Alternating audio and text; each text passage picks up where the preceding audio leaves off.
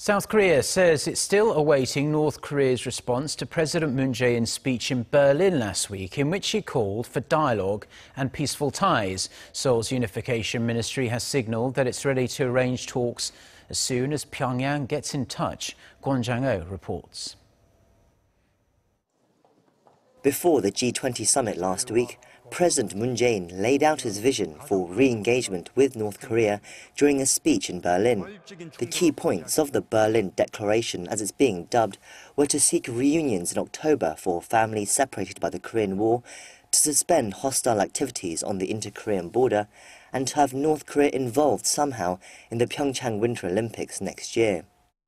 On Monday, Seoul's Unification Ministry released a progress report stressing that they will push for corresponding talks upon reviewing the response from Pyongyang.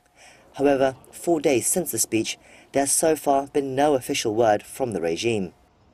The report does say that Seoul will remain patient and that it's currently trying to reopen lines of communication with the North, such as through the Panmunjom Demilitarized Zone Liaison Office or through military channels. It adds that Seoul will seek to comprehensively discuss North Korea's denuclearization, peace on the peninsula and improving inter-Korean relations.